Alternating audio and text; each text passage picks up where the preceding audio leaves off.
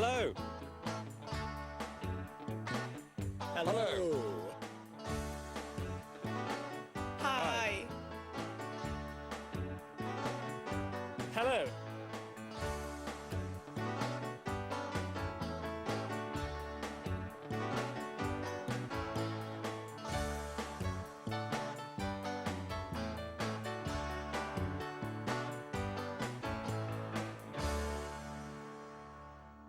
Hello and welcome to That's English. Hello. Today's program is a revision program. Un programa de repaso. It will remind you of the English we've looked at in Module 8. Y te ayudará a repasar para el examen. So, let's start. In our first program, we talked about consumerism, el consumismo. Why do people dream of buying certain things? And how do clever salespeople persuade us to buy them?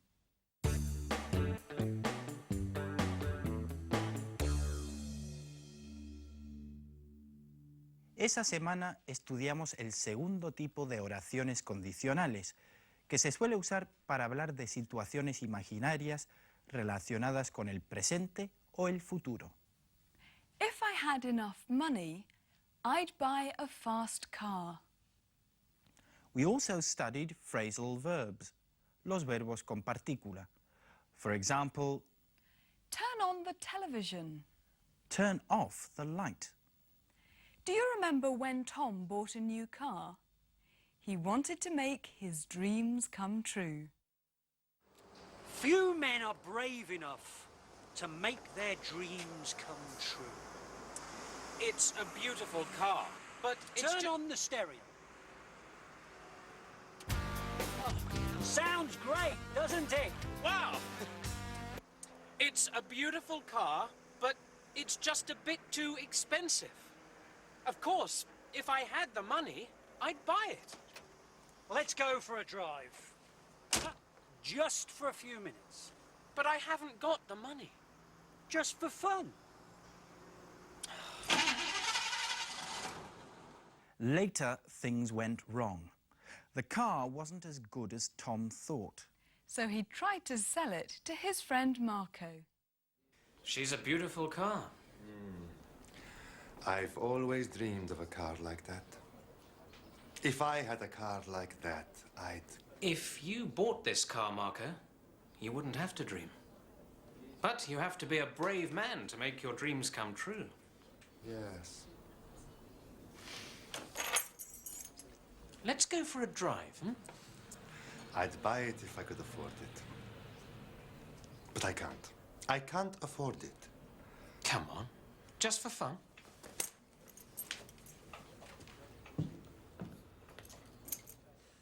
I hope Marco didn't buy the car from him. Now, our second topic was ecology and the environment.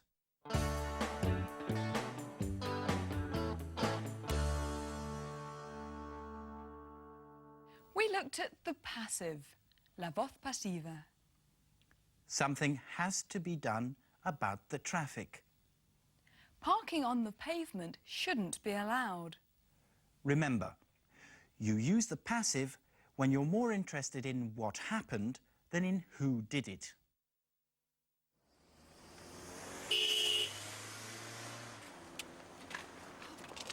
I'm sorry. You're not supposed to park on the pavement. I know. I can't push the baby through here. I have to go on the road. Your car shouldn't be parked here. I'm sorry. You don't care, do you?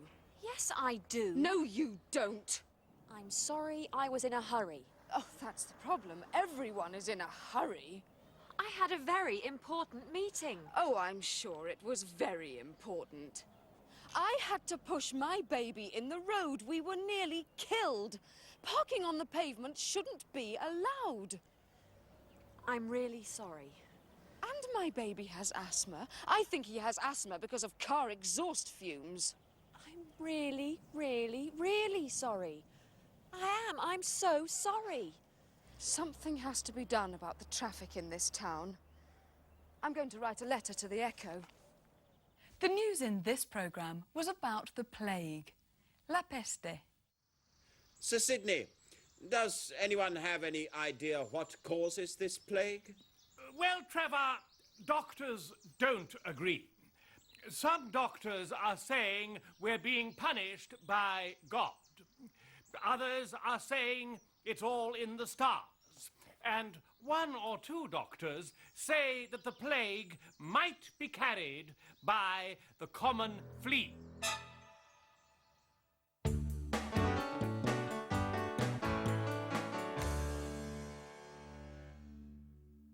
Britain as a multiracial and multicultural society. That was our next topic. And the important language was the future tenses. She's going to work as my assistant. Se usa going to para describir planes o intenciones futuras. She's starting work on Monday. This is the present continuous tense. We use it for the future when we're talking about definite arrangements. Acciones que tenemos plenamente decididas realizar. Over to the pub. Lasagna and French fries. What has happened to the traditional English pub meal? We're Europeans now, Tom. I don't care if we are Europeans. I'm going to fight to save the traditional English pub. I'm Alex. I've come about the job as a trainee journalist. You're Alex Peterson? I was expecting a man. And you weren't expecting a black person. I have never seen a West Indian or an Asian recipe in the paper. I think some of your readers would like to try some of these recipes. You know, curries, fish creole. It's a good idea. We're doing a new cookery series next month. She's starting work on Monday. She's going to work as my assistant. Oh, great. I'm really pleased. I'm sure the paper will benefit. I don't think it matters if she's black, white, green or blue. But I want to know something that is important. What? Will she buy the drinks on Friday night?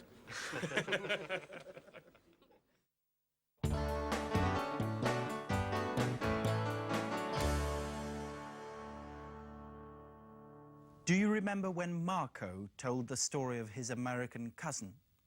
She had a new boyfriend, and he was a mixture of all the races and nationalities you can imagine. Some of the important language points are these. Have to. Do you have to talk like that? Must. You must practice English every day. Don't have to. You don't have to sleep at night. And mustn't. You mustn't put lemon juice in this soup. Cheers! To the weekend! To the weekend.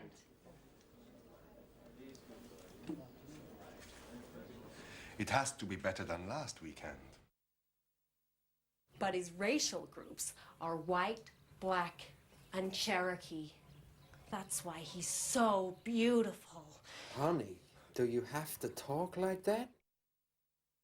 I didn't think that Americans were shy. Well, he was shy, so she thought she had to talk even more. An hour later, she was still telling me about the Jewish cousins. Marco, you must come and visit us in New York. You would love it. It's just like being in Italy. Yes, I'll have to visit you one day. You don't have to sleep at night. There is always something happening in New York. Isn't there, honey? Yeah. Yeah, and Eric always says the food in New York is the best. There are so many different foods. You just have to come and see for yourself. I love lemon. Lemon with chicken can be wonderful. Lemon is beautiful. But you mustn't put lemon juice in this soup. It will taste terrible.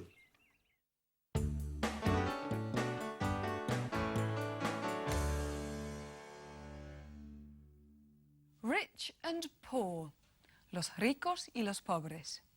In this program, we studied this type of sentence.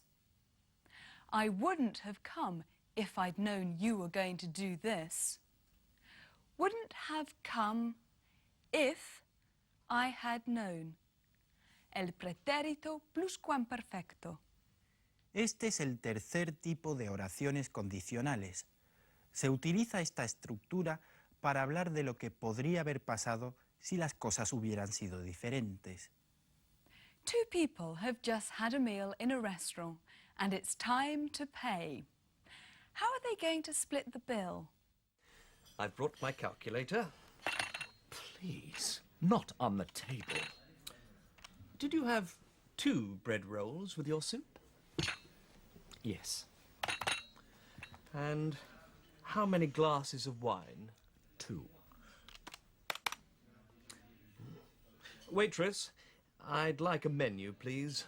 I want to check the prices. Oh, God. I wouldn't have come if I'd known you were going to do this.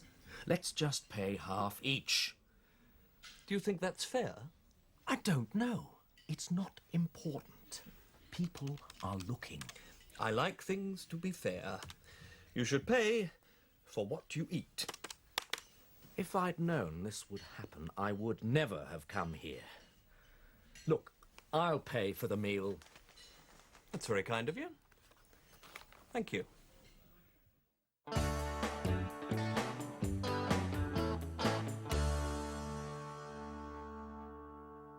In this program, we asked the question, what sort of books do the British read?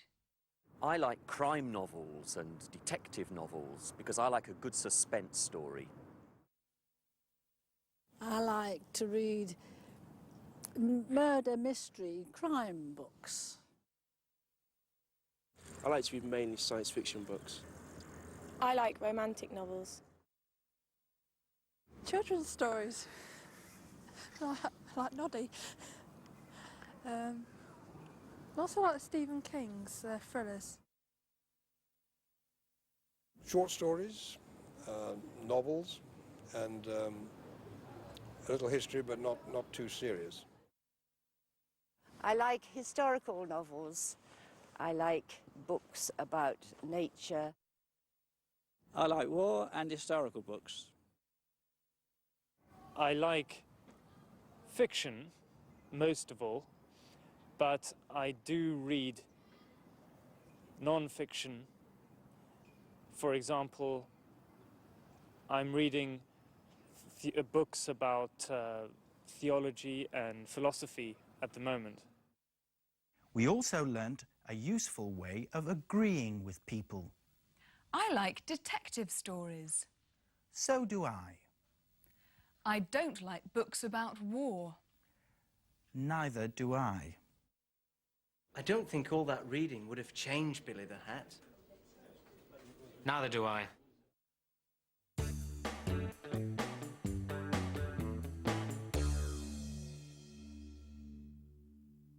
And now, el estilo indirecto. For example, I told her that I loved her. I told her that I loved her. She said that I wasn't allowed to open the door for her. She said that I wasn't allowed to open the door for her. But that, I'm afraid, is all we have time for today. We wish you the best of luck for your exams, and we very much hope we'll see you again for Module 9 of That's English. Good luck and goodbye. See you soon. Bye.